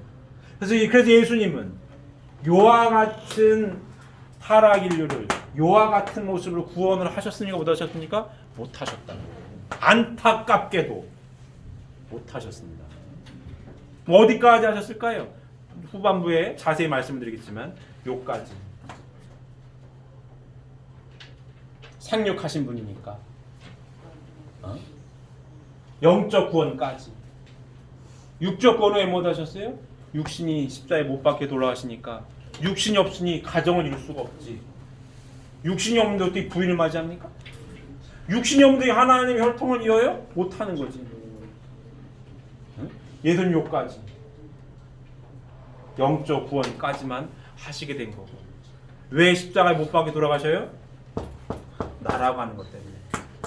세례요한의 노조를 보면 정확합니다. 안타까운 거죠. 우리들의 주는 교훈 첫 번째 뭡니까? 뭘 비워라? 나를 비워라. 나를 비우지 못하면 누구처럼? 세례요한이처럼 큰 실수를 한다. 유대 백성처럼 이스라엘 백성처럼 나를 비우지 못하면 하나님 뜻을 이루어가는 데 있어서 큰 실수를 한다. 큰 우를 범하게 됩니다. 아시겠습니까? 자, 다음 따라 보면 자, 그러면 십자가의 대속으로 인한 구원의 한계와 예수 재림의 목적을 보면 예수님이 십자가로 돌아가지 않았다면 예수님은 영육 양면의 구원 섭리를 하실 수가 있을 겁니다. 그리하여 그는 영원토록 소멸되지 않는 지상 천국을 건설하셨을 것입니다. 자, 성경 볼까요? 이사야서 보시죠. 요 성경 잘 보시면 이사야서 9장 6절부터 7절까지 있는 말씀 훈독하시겠습니다. 훈독하시겠습니다. 이는 한 아기가 우리에게 낳았고 한 아들을 우리에게 주신 바 되었는데 그의 어깨에는 정사를 메었고 그의 이름은 기묘자라 오사라 전능하신 하나님이라 영존하시는 아버지라 평강의 왕이라 할 것입니다. 그 정사와 평강의 더함이 무궁하며 또 다윗의 왕자와 그의 나라에 군림하여 그 나라를 굳게 세우고 지금 이후로 영원히 정의와 공의로 그것을 보존하실 것이라. 만군의 여호와의 열심히 이를 이루시리라. 이 뜻은 뭡니까? 십자로 돌아가시지 않았다면 예수님 어떻게 해요? 영육양을 구원을 완두하셨을 거라는 요 말씀입니다. 자, 또 누가복음 1장 31절부터 33절을 볼까요? 보라 내가 잉태하여 아들을 낳으니 그 이름을 예수라 하라. 그가 큰 자가 되고 지극히 높으신 이의 아들이라 일컬어질 것이요 주 하나님께서 그 조상 다윗의 왕위를 그에게 주시니 영원히 야곱의 집을 왕으로 다스릴 것이며 그 나라가 무궁하리라. 십자가에 못 박혀 돌아가시지 않으셨으면 그 나라가 무궁했겠죠. 근데 십자가에 돌아가셔서 이렇게 못하시게 된 내용을 설명하고 있습니다. 예수님이 자 하나님은 인간을 창조하실 때 흙으로 육신을 창조하시고 거기에 생기를 불어넣어 생명이 되게 하셨습니다. 자, 창세기 2장 7절 볼까요? 전도가 되겠습니다. 여호와 하나님이 땅의 흙으로 사람을 지으시고 생기를 그 코에 불어넣으시니 사람이 생명이 되니라. 자, 사람은 항상 말씀을 드리지만 어떻게 창조가 됐다고요? 응? 어떻게 창조됐다고? 이중구조로 마음과 몸으로 이렇게 돼 있어요. 육신은 뭘로? 흙으로 빚었고 코에 생기를 불어넣으니 생명이 된지라 영인체입니다. 이중구조로 되어 있어요. 인간의 창조 항상 이렇게 이중구조로 되어 있다는 사실 항상 명심하시고 자 이와 같이 영과 육으로 창조된 인간이므로 타락도 역시 영육가 아울러 된 것이었다. 따라서 구원도 영적 구원과 육적 구원을 아울러 하셔야만 되는 것이다. 그러므로 예수님이 이 구원 선조 완수하시기 위해는 영적 구원과 육적 구원을 아울러 완성하셔야만 했습니다. 근데 됐어요? 안 됐다는 얘기예요. 왜? 육신이 십자가에 못 박혀 돌아가셔서 영육 아울 구원이 안 됐다라는 얘기를 하고 있는 겁니다.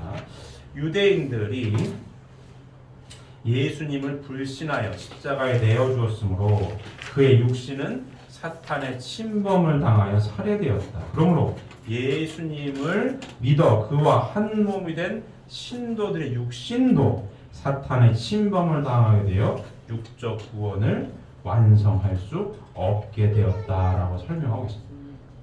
다들 동의하십니까? 네. 그래서 아까 서두에 바울의 고백이 나오는 거예요. 바울의 고백이 예수님의 십자가의 대속을 열심히 믿는데도 오호라 나는 곤고한 사람이구나. 내 육신을 통해 자꾸 내 지체 쪽에 또 다른 범죄자 나를 자꾸 악의 구렁텅이에 끌고 가. 이 육신이 자꾸 나를 시험해. 예수님의 십자가의 대속의 한계점. 마음은 내 마음으로 하나님의 법을 따르려고 하는데 내 지체 속에 또 다른 법이 나를 악의 구렁텅이로 끌고 가. 육신을 통해 자꾸 사탄이 시험을 하고 또 시험을 한다라고 하는 이야기를 합니다. 그래서 예수님의 십자가의 보혈을 믿고 구원을 받았습니다라고 하는 기독교 신앙하시는 분들께서 이렇게 되니 지상에서는 막 힘들고 고통스러워도 영의 구원을 받아서 은혜 가운데 있어서 나는 죽어도 천국 갈 거야. 이런 은혜 가운데 사는 분도 많아요. 근데 현실에 눈을 뜨면 육신이 괴로워. 사는 게 현실이 힘들어. 하지만 영의 구원은 이렇게. 근데 나는 죽어서 천국 갈 거기 때문에 지금의 이 고통은 괜찮아. 이렇게 하고 있는 경우도 많습니다. 근데 원래 예수님의 목적은 어떤 거였다고요? 영육 아울 구원이었고 이와 같은 세계에서 이렇게 완전한 구원을 하시기 위해 오셨던 분이라는 겁니다. 그러나 십자가에 대해서로 부활의 승리적인 기대를 조성함으로써 영적 구원의 기대를 완성하셨습니다. 그러므로 예수님 부활 이후 오늘에 이르기까지 모든 신도들은 영적 구원의 혜택을 받게 됩니다. 그래서 기독교가 전 세계의 4대 종단 가운데 제일 큰 종교를 성장합니다. 뭐 하기 때문에? 영적 구원을 해주기 때문에. 마음에 안식을 얻고 평안을 얻고 성령 감화받아 은혜가 있다 이거죠. 십자가의 구원에 영적 구원의 길을 열어줬기 때문에. 그러므로 예수님은 영육 아우른 구원 순의 목적을 완성하시기 위해 지상에 뭐 해야 돼요? 재림하실 수밖에 없는 거예요. 예수님 재림하신다라고 약속을 하셨습니까? 안 하셨습니까? 하셨죠. 그래도 모든 기독교인들이 예수님, 재림주님을 기다려요? 안 기다려요? 기다리고 있다고요. 예수님께서 왜 재림하신다라고 약속하셨습니까? 저와 같은 세계를 못 이뤘습니다. 이와 같은 세계를 이루기 위해 오셨는데 이와 같은 세계에서 고통받고 있는 사람들을 다 구원해서 이와 같은 세계로 지상 천국을 이루시기 위해 완전한 구원을 하시기 오신 분이 예수님인데 안 됐잖아요. 십자가에 못 박혀 돌아가심으로써 영유가 오른 구원을 다 하시려고 했는데 십자가에 못이 박힘으로 인해서 바울의 고백이 나오지 않습니까? 마음의 평안을 얻을지라도. 그래서 예수님 뭘 약속하십니까? 재림을 약속하시는 거예요. 내가 다시 오마. 그리고 천국문 열쇠를 누구한테 줘요? 베드로한테 줘요. 그리고 당신 어디에 머무른다고 말씀하십니까? 낙원에 머무를 거야. 그리고 내가 다시 오마. 왜? 이와 같은 세계를 아직 제대로 구원을 못했기 때문에 다시 와서 지상의 이와 같은 천국 세계를 이루기 위해 다시 오마. 그리고 천국문 열쇠도 어디다가? 베드로 땅에 주고. 뭐라고 말씀하세요? 땅에서 맺히면 하늘에서도 맺히고 땅에서 풀려야 하늘에도 풀리는 거야. 내가 제대로 된 구원을 잘 못했기 때문에 천국문 열쇠를 베드로한테 주고 다시 와서 이와 같은 세계를 완전하게 구원하고 지상 천국을 이루고 천상 천국까지 열 거야. 그래서 나는 다시 올 거야. 재림을 약속하십니다. 맞습니까? 그 재림을 하실 수밖에 없는 거예요, 예수님께서는. 요 근래에 이런 얘기들도 있는 것 같아요. 기독교단에서 그냥 저도 그냥 어떻게 건너드린 얘기인데 재림주님은 그냥 안 오시는 거고, 그냥 십자가의 구원으로 다 구원이 된 거야. 이런 식으로 설명하는 교회들도 있다고 합니다. 제가 직접 들은 건 아닌데 그런 얘기들이 들려요. 재림주님 오시는 건 아니에요. 이제 십자가의 구원으로 다 우리 구원 받는 거예요. 근데 이런 얘기가 안 이루어졌는데 어떡해. 그러면 예수님이 재림하신다라고 약속을 한 게 거짓말이 되는 거예요. 그렇잖아요. 오실 거라고 믿는 게 맞는 거지. 자, 다음 달라 보시게 되면 예수님의 십자가의 죽음은 메시아로 오셨던 전 목적을 완성하기 위해 예정했던 필연적인 것이 아닙니다. 자, 근데 기독교인들이 잘 헷갈려하는 부분이 있습니다. 성경에 보면 예수님 십자가에 대한 예언이 양면으로 되어 있어요. 이쪽을 보면 십자가에 못 박혀 돌아가시는 게 하나님 뜻 같기도 하고, 이쪽을 보면 억울하게 돌아가신 것 같기도 하고, 양면으로 예언되어 있는, 그래서 헷갈리는데 그 얘기를 하려고 합니다. 자, 이사야서 53장 한번 볼까요? 이사야서 53장 3절에서부터 9절에 있는 말씀 같이 훈독하시겠습니다. 그는 멸시를 받아 사람들에게 버림을 받았으며 간고를 많이 겪었으며 질고를 아는 자라. 마치 사람들이 그에게서 얼굴을 가리는 것 같이 멸시를 당하였고 우리도 그를 귀히 여기지 아니하였도다. 그는 실로 우리의 질고를 마시고 우리의 생물을 당하였거늘 우리는 생각하기를 그는 징벌을 받아 하나님께 맞으며 고난을 당한다 하였노라. 그가 잘림은 우리의 허물 때문이요 그가 상함은 우리의 죄악 때문이라. 그가 징계를 받음으로 우리는 평화를 누리고 그가 채찍에 맞음으로 우리는 나음을 받았도다. 우리는 다 양 같아서 그릇 행하여 각기 제 길로 갔거늘 여호와께서는 우리 모두의 죄악을 그에게 담당시키셨도다. 그가 곤욕을 당하여 괴로울 때에도 그의 입을 열지 아니하였으며 마치 도장으로 끌려가는 어린 양과 털 깎는 자 앞에서 잠잠한 양같이 그의 입을 열지 아니하였도다. 그는 곤욕과 신문을 당하고 끌려갔으나 그 세대 중에 누가 생각하기를 그가 살아있는 자들의 땅에서 끊어짐은 마땅히 형벌받을 내 백성의 혀를 때문이라. 스스로 그는 강포를 행하지 아니하였고 그의 입에 거짓이 없었으나 그의 무덤이 악인들과 함께 있었으며 그가 죽은 후에 부자와 함께 있었도다. 이사야 말씀을 보고 예수님이 십자가에 못 박혀 돌아가실 것으로 예언되어 있는 것처럼 보이지 않습니까? 우리 죄악 때문에 찔림을 당하였고 우리 죄를 지고 간다는 내용이잖아요. 털강 양처럼 이렇게 쭉 나와 있지 않습니까? 요 구절 때는 예수님이 십자가에 못 박혀 돌아가시는 게 예언되어 있어라고 볼 수 있습니다. 반면에 이사야서 9장, 10장, 60장 등의 말씀에는 예수님이 생전에 왕국을 지상에 건설하실 것으로 예언이 되어 있습니다. 그러면 어찌하여 예수님에 대한 예언을 이렇게 양면으로 하게 되었는가? 성경이 앞뒤가 안 맞는 얘기가 많아요. 쉬운 말로. 여기 이렇게 써있는데 전 저렇게 써있고. 지금은 반대되는 얘기 아닙니까? 왜 이렇게 이런 게 많거든요. 왜 이렇게 되어 있는가 보면, 자, 하나님은 인간을 창조하실 때 인간 자신의 책임 분담을 완수함으로써만 완성할 수 있도록 창조하셨습니다. 그런데 실제 있어서 인간 시절은 책임 분담을 다하지 못하고 타락되었습니다. 이와 같이 인간은 하나님의 뜻대로 자기 책임 분담을 완수할 수도 있었던 것이지만 반대로 뜻에 반하여 완수하지 못하게 될 수도 있었다. 아까 공부했죠? 인간에게만 하나님께서 뭘 주셔요? 말씀을 주셨다.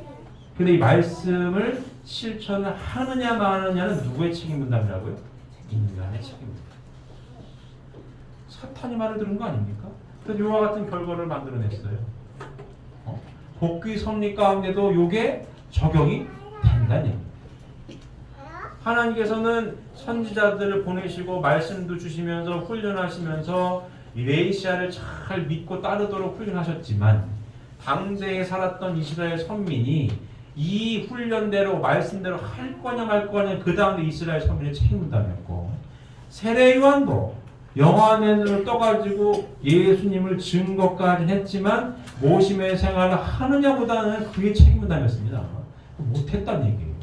못했다는 얘기입니다. 그래서 이렇게 양면으로 예언을 할 수밖에 없었던 겁니다. 자, 성서 예를 들어보면 선악과를 따먹지 않아야 하는 것은 인간의 책임 분담이었기 때문에 아담은 안 따먹고 완성될 수도 있었는 반면에 따먹고 죽을 수도 있었던 것입니다. 어떻게 따먹고 죽었잖아요. 이와 같이 인간은 자신의 책임 분담 수행 여부에 따라 어느 한 면의 결과를 이루어 놓게 되는 것이다. 따라서 하나님의 뜻 성사에 대한 예언을 양면으로 하실 수밖에 없었던 겁니다. 예수님 여기 계신데 4,000년간 준비해서 예수님 보내주셨는데 인간 선민들이 잘 이스라엘 백성의 책임을 다 했으면 이렇게 이뤘을 텐데 믿지 않고 불신하니까 십자가에 못 박혀서 뜻이 실패하게 되죠. 반 성공 반 실패죠. 그렇게 되는 겁니다. 메시아를 보내시는 것은 하나님의 책임 분담이지만 믿고 안 믿고는 인간의 책임 분담에 속하는 것입니다. 따라서 인간의 책임 분담 수행 여부에 따라 나타날 양면의 결과에 대비하여 하나님은 예언을 양면으로 하시지 않을 수 없었던 것입니다. 자, 그러면 또 십자가의 죽음이 필연적인 것처럼 되어 있는 성구도 있어요. 이 성구 유명합니다. 자, 마태복음 16장 23절 혼독해 볼까요? 마태복음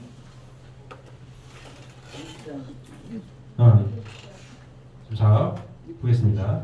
6장 이때로부터 혼독하겠습니다. 이때로부터 예수 그리스도께서 자기가 예루살렘에 올라가 장로들과 대제사장들과 서기관들에게 많은 고난을 받고 죽임을 당하고 제3일에 살아나야 할 것을 제자들에게 비로소 나타내시니 베드로가 예수를 붙들고 항변하여 이르되 주여 그리 마옵소서 이 일이 결코 주께 미치지 아니하리이다. 예수께서 돌이키시며 베드로에게 이르시되 사탄아 내 뒤로 물러가라. 너는 나를 넘어지게 하는 자로다. 내가 하나님의 일을 생각하지 아니하고 도리어 사람의 일을 생각하는도다 하시고. 이 선고 때문에 예수님 십자가에 못 박혀서 십자가에 가시려고 하는 것을 베드로 가지 마세요. 그랬더니 예수님 뭐래요? 사탄아 내 뒤로 물러가라. 너는 하나님의 뜻을 망치게 하려고 하는 이 성도 때문에 십자가에 못 박혀 돌아가시는 게 맞는 거구나 많이 믿고 있거든요. 이게 필연적인 것처럼 되어 있습니다.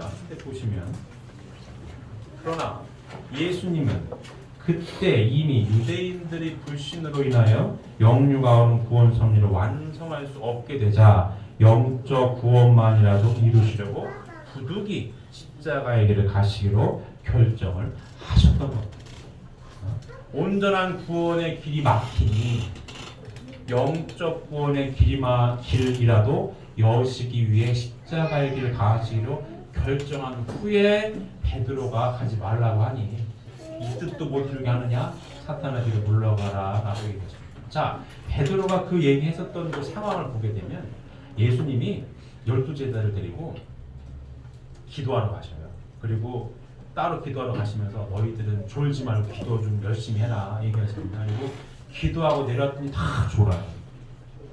예수님 깨워요. 졸지 말고 기도 좀 해라 하고 또 기도하러 가십니다. 왔더니 또 졸아. 그러니까 예수님이 그래 그냥 자라.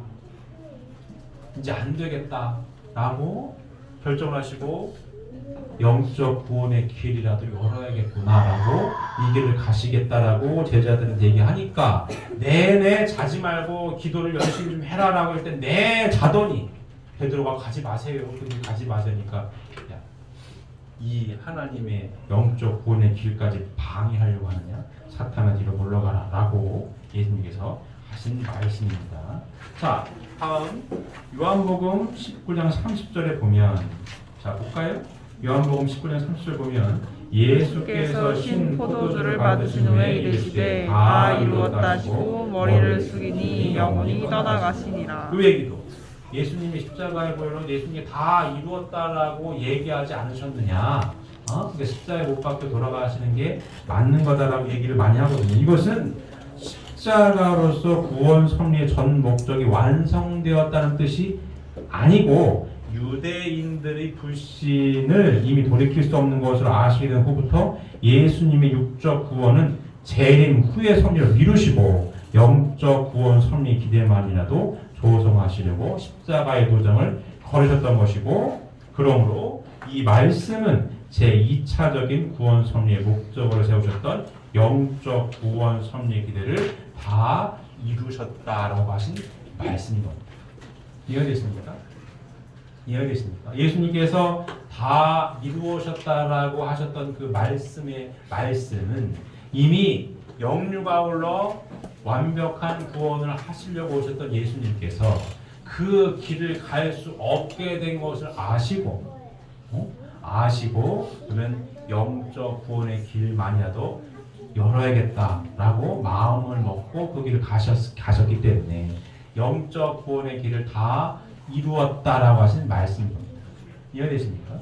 자, 다시 정리하면 예수님께서는 4,000년간 하나님께서 약속하신 메시아로 오신 분이에요. 맞습니까?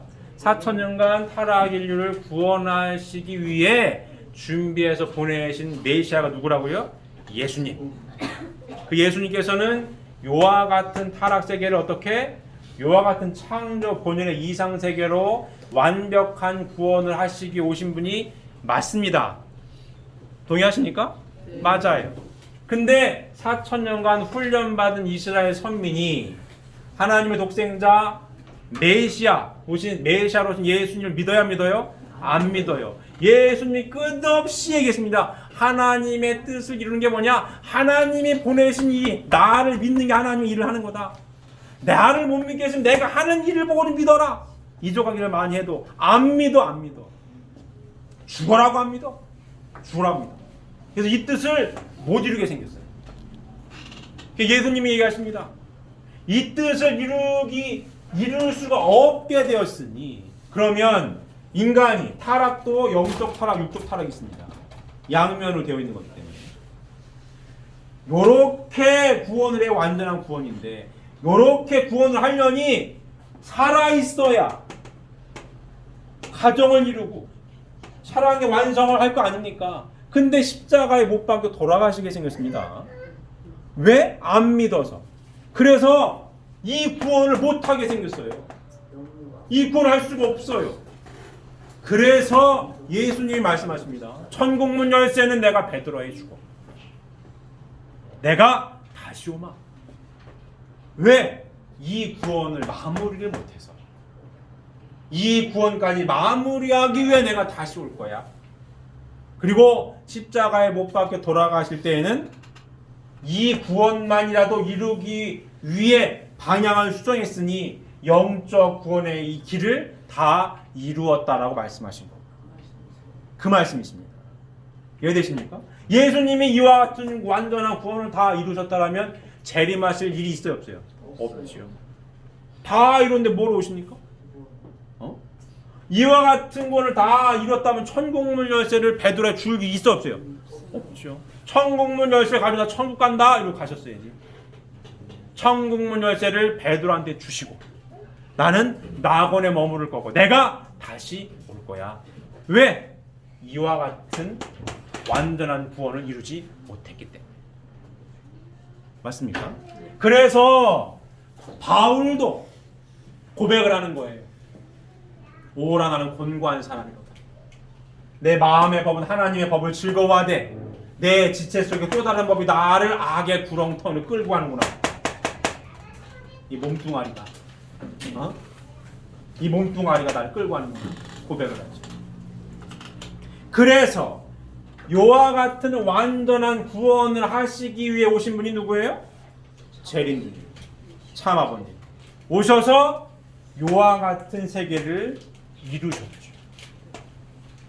예수님은 십자가에 못 박혀 돌아가시게 생겨가지고 육적 구원을 이루지 못했습니다. 생육하신 분은 맞아요. 하나님 보여달랬더니 하나님 아버지가 내 안에 내가 아버지 안에 있는 걸 모르겠느냐? 나를 봤으면 하나님 본 거야. 생육하신 하나님과 같은 아들, 하나님과 같은 사랑을 할 수 있는 인격자, 생육하신 분. 근데 하나님께서 바라신 3대 축복의 말씀은 제1축복만 이뤘다고 되는 게 아니지 않습니까? 생육하셨어. 그럼 뭘 하셔야 두 번째? 번성을 하셔야 됩니다. 육신이 십자가에 못 박혀 돌아가시게 생겼으니 이걸 못했다는 얘기입니다. 영적 구원의 길만 여셨고 그래서 천국문 열쇠를 땅에 줄 수밖에 없는 이유는 이와 같은 세계를 이루지 못했기 때문에 3대 축복의 말씀을 이루지 못했기 때문에 땅에 천국문 열쇠를 줄 수밖에 없는 거고 다시 오신 재림주님은 그래도 반드시 뭘 하셔야 됩니까? 이와 같은 완전한 구원의 길을 여셔야 돼요. 그분이 재림주님입니다. 제가 봤습니까? 그래서 그 재림주님으로 오신 분이 아버님이시고 아버님이 오셔가지고 성약의 말씀을 다 밝히셨어요. 예수님 당대 묻습니다.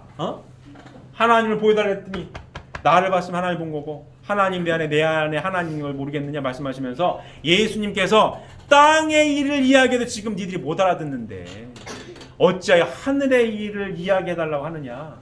내가 다시 올 때 비유와 상징으로 되는 걸 다 밝히 해명해 주리라 하고 십자가에 못 박혀 돌아가셨습니다. 그럼 다시 오시는 재림주님은 반드시 뭘 갖고 오셔야 돼? 새 진리의 말씀을 갖고 오셔야 됩니다. 이게 재림주님의 가장 재림주님으로서 갖추어야 할 가장 핵심 포인트는 이거예요. 참 새 진리의 말씀을 갖고 오시는 분, 그분이 재림주님. 성경 66권의 비유와 상징으로 되어 있는 모든 말씀을 밝히 해명한 새 진리의 말씀을 갖고 오시는 분. 그래서 하나님에 대해서 예수님이 가장 정확하게 그 당대에 밝히셨던 것처럼 근데 예수님이 밝히지 못했던 말씀이 있거든요. 왜? 아직 땅의 예를 얘기해도 못 알아들어. 영광의 주로 온 걸 못 알아들어. 십자가에 못을 박으려고 그래. 근데 어떻게 하나님의 얘기를 더 얘기합니까? 근데 다시 오면 잘 설명해 줄 거야 라고 오신 분, 재림주님. 그래서 이 도표 다시 그립니다. 하나님이 계시고 아담으로부터 복귀선언 시작되죠. 자, 누구죠? 아담 다음에 노아 할아버지, 그 다음 아브라함, 그 다음 모세, 그 다음 예수님, 그 다음 재림주님. 이렇게 돼 있어요. 복귀섭리가. 이렇게 돼 있습니다.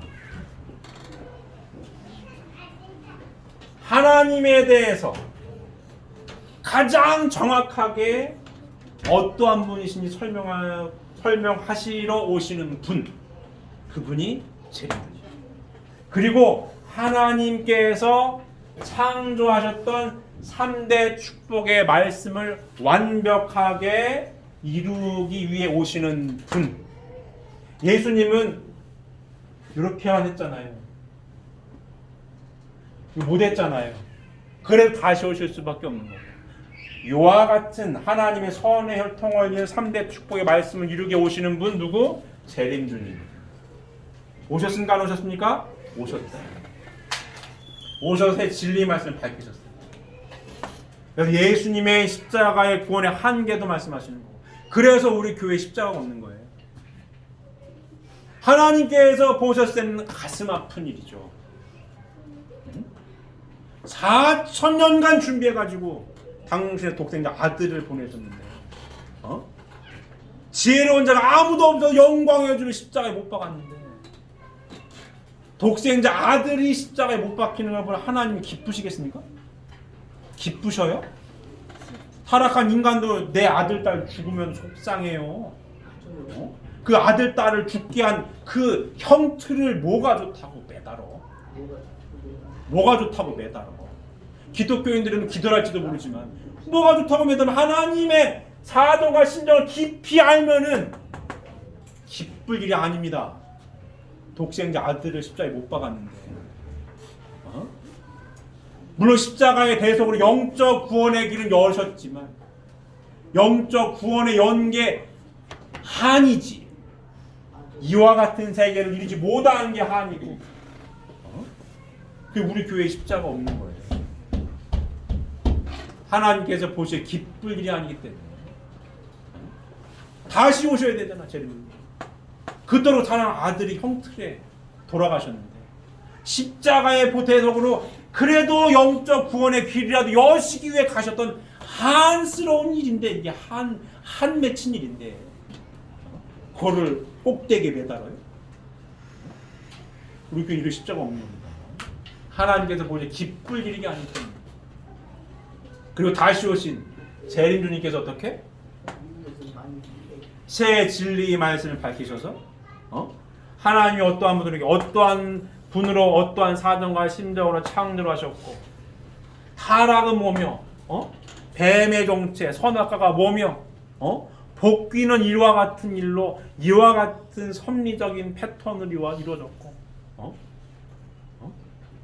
그래서 당대에 재림주님께서 오셔서 하나님의 선의 혈통으로 복귀할 수 있는 축복 결혼을 하시고 어린 양 잔치를 하시고, 지난 시간에 배웠던 부활론까지, 보이지 않는 세계의 질서와 법도까지, 지상에 살고 있는 사람들의 구원은 당연한 거고, 이 지상에 이렇게 살다가 죽은 영혼들의 구원까지 여시기 위하여 부활론과 종족적 메시아라는 사명을 우리에게 부여해 주시고, 이와 같은 하나님께서 바라던 태초의 3대 축복의 말씀을 이룬 축복 가정을 이루기 위해 누가 축복받은 겁니까? 우리 식구님 여러분들이 축복받은 거예요.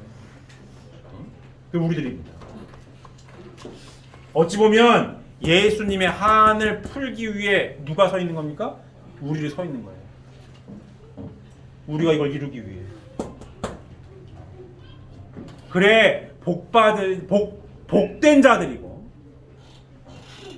이 귀한 새 진리의 말씀을 알고 있고, 이걸 이루지 못한 게 예수님의 한이었는데, 이 자리에 서서 하나님의 선의 혈통을 복귀한 아들, 딸의 위치에 서서 하나님의 선의 혈통을 이은 축복가정이라는 이름으로 섭리적인 삶을 살고 있는 우리들이 얼마나 귀한 자들입니까? 귀한 자라고 느끼십니까? 복 받으신 분들이라고 느끼십니까? 그래서 매 순간이 감사한 거고, 감사한 마음 변함없이 저 뜻을 이루기 위해 묵묵히 걸어가는 게 우리들입니다. 근데 지금도 사탄의 시험이 있어요, 없어요? 있습니다. 뭘로? 다시 하겠지만 나라고 하는 걸로. 다시 오신 재림주님도 그래서 2000년 전 예수님 시대에 기득권들이 나라고 하는 걸 비우지 못해서 문자 영매요. 모세가 누굴 증거하게 왔다고요? 예수님이 나를 증거하는 게 모세다라고 얘기했던 예수님입니다. 근데 니들끼리 영광을 찾고 나를 못 알아봐? 예수님이 얘기했거든요. 재림 주님 때도 똑같이 고난을 겪으시고, 뭐 때문에? 나라고 하는 것 때문에. 제사장 교법사, 이 시대에 재림 주님 때에도 뭐예요? 선택받은 기독교인들, 그 당시의 선민이나 지금 이 시대 기독교인들이나 다시 오신 재림 주님을 받아들이지 못하고, 뭐라고요? 이단으로 얘기하고. 예수는 이단으로 뭐 십자가에 못 박은 거 아니에요? 누구에 대한 설명했는데? 하나님에 대한 설명을 정확하게 했는데 십자가에 못 박았다. 재림 주님, 예수님께서도 밝히지 못한 그 이상의 말씀을 하나님에 대한 사정과 심정을 알려주는데도 이단으로 뭐라? 가슴 아픈 일이죠. 가슴 아픈 일이죠. 원래는 우리 교회의 이름이 세계기독교 통일신령협회인데, 원래는 아버님께서는 이 교회를 만들어 오신 분이 아니에요. 아버님 통일교회 간판을 쓰길 원하지 않으셨어요.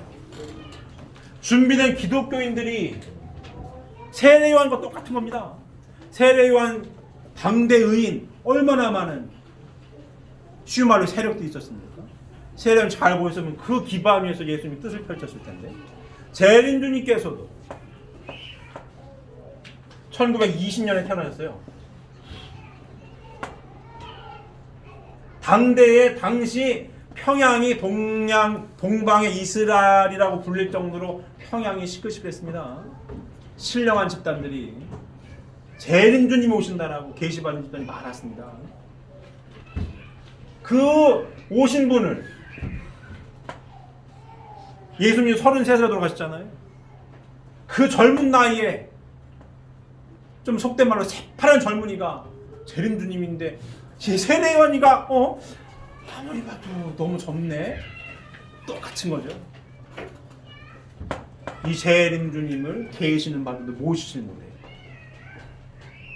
배신하고 모시지 못하고 계속 모시지 못하고, 결국은 세계기독교 통일신령협회를 만들 때 아버님 얼마나 가슴 아프셨는지, 준비된 제단 위에 영광의 주로 오셔가지고 그 당대 잘 보였으면 뜻을 이뤘을 텐데, 통일교회 간판을 거는 바람에 아버님 말씀에 40년 이상 섭리가 연장되고, 우리 교회 종신명칭 교회가 아니에요. 세계 기독교 통일 신령 협회지.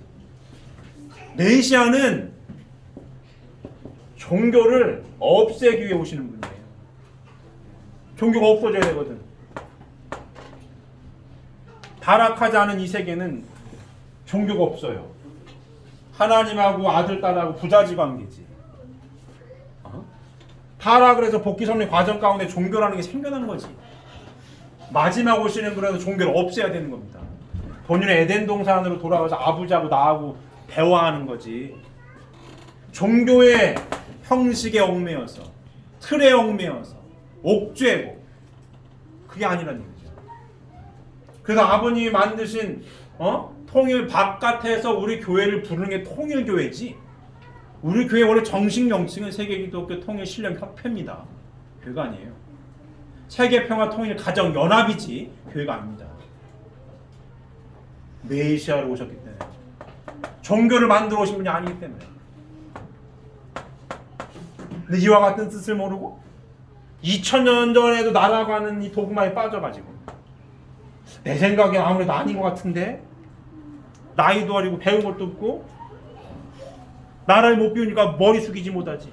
재림 주님 때도 마찬가지였습니다. 준비된 기독교 기반들은 새파란 젊은 재림주를 모시지 못합니다. 이단시하고 핍박하고. 근데 재림주님 오셔서 하나님에 대한 말씀을 구체적으로 밝히시고, 이와 같은 참 사랑으로 복귀된 가정을 이루는 가정 어린 양 잔치를 하시는 분, 그분이 재림주님이에요. 아버님. 이 복귀된 에덴 동산의 가정의 지위를 받으신 분들이 누굽니까? 축복 가정이고. 누구처럼 살기를 바래요? 아버님처럼. 예수님의 한이 뭔지 아십니까? 본보기 노정을 못 보여줬다는 거예요. 짧은 33년의 생을 통해서 요거 하나님 아버지라고 가르치시고 가정의 본복을 보이지 못해줬고 부부의 본복을 못 보이셨고 가정의 본복을 못 보셨습니다. 이게 한입니다. 재림주님 오셔서 본복의 노정을 걸으시죠.